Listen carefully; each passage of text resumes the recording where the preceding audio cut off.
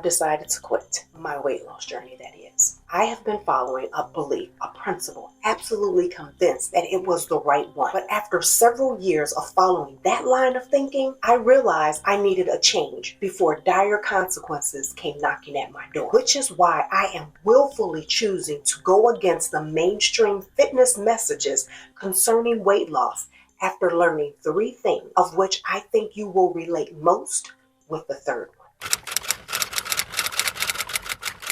I sat long and hard, grappling with the who, what, where, whens, and why my weight loss journey needs to come to a stop. After knowing the struggle of how hard, how much work and effort goes into losing weight, this decision did not come by easy. So why now, at age 52, am I giving up? Has the journey become too hard? Is it a motivation issue? And then I have to think about, what about gaining all or part of the 80 pounds I've lost thus far? And you, what does this mean for you? And is this something that you should consider? Fatness was my disease of choice. I was considerably overweight. Didn't like how I looked when I walked past a full-length mirror or window.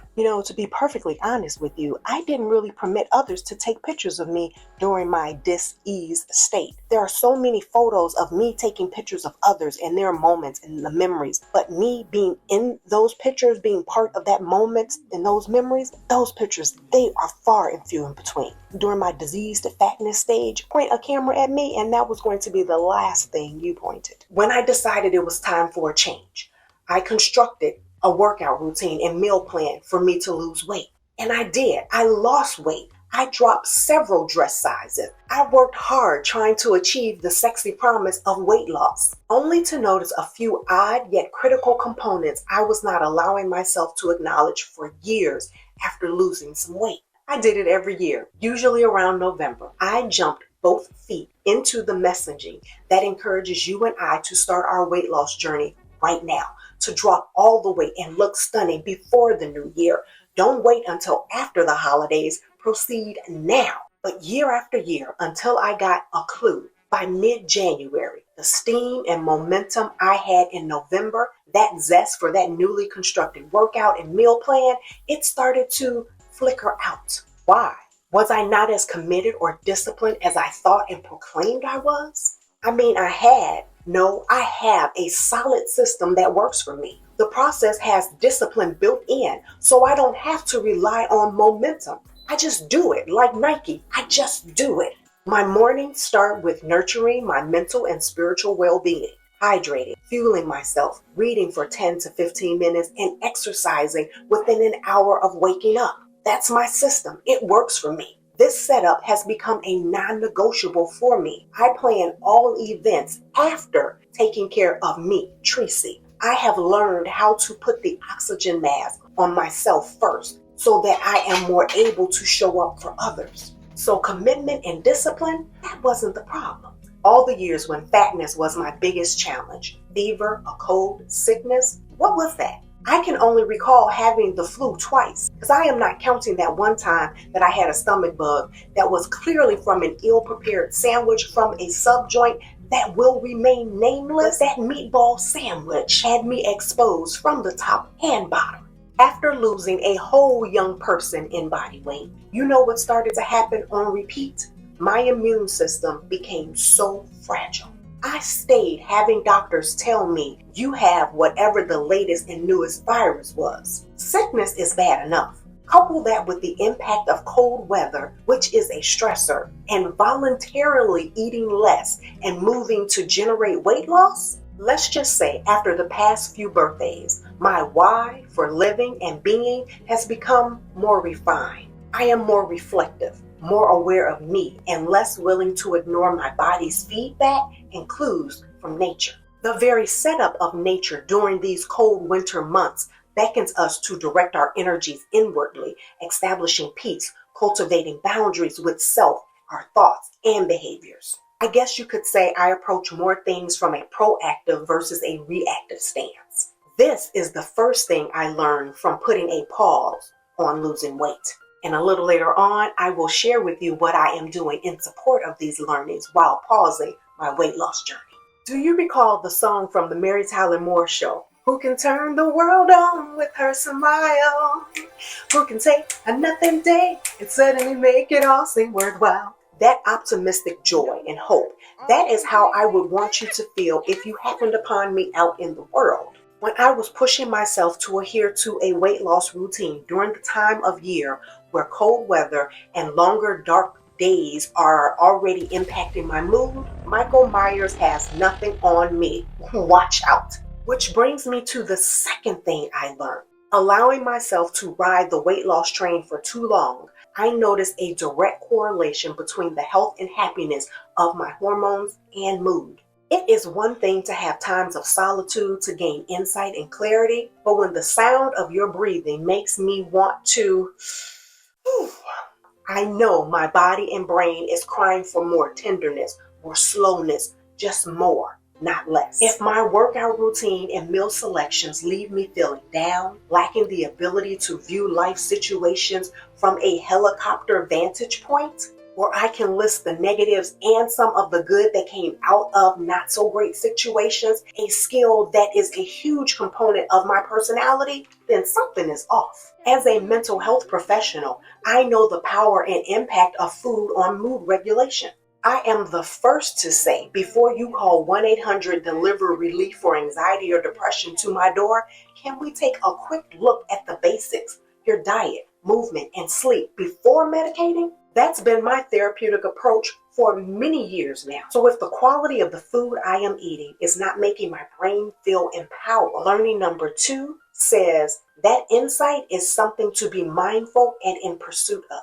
The third lesson forced me to redefine health and fitness. For the longest, I equated being thin with being fit. For the sake of weight loss, for 365 days of the year, I thought how I believed a thin person thought. I ate and exercised to support that thin belief. The thinner, the better. That's what I believe. If the number on the scale went up just 2 pounds, I became terrified. I recall telling my husband that since I didn't really know what menopause had in store for me, because I had read and heard so many horror stories of how I would gain unprecedented amounts of weight, I told my husband that I wanted to give myself a large enough gap so that if any mysterious menopause weight gain happened, it wouldn't plop me back into fatness. You know what that line of thinking and behavior did? Plunged me into a state of diagnosable chronic fatigue. I was too afraid to give my body what it needed, so my body gave up, as rightly it should have. I swung from one extreme to the next,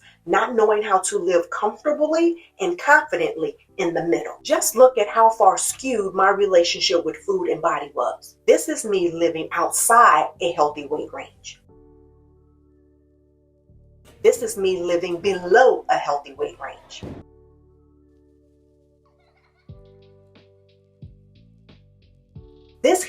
This was a healthy weight range that I mistook as unhealthy and fat and worked tirelessly to dismantle. I didn't know, I didn't understand that a byproduct of losing weight during cold weather months would leave me feeling depleted and just bone tired. All because I was afraid to allow my body to gain a bit of well-needed weight, healthy weight, mind you. At 52, I have got to do life differently if I want 53, 65, 70, and 80 to feel like a blessing instead of a health-restricted curse. Rather than trying to pursue weight loss during the height of winter while living in the Midwest, where it is nighttime at 4:30 in the afternoon and temperatures drop below zero, that should be outlawed. I am using all of the winter season to insulate and strengthen my body and joints by 1, increasing my caloric intake some 250 to 500 calories above what I normally eat to lose weight. Most of us, our bodies are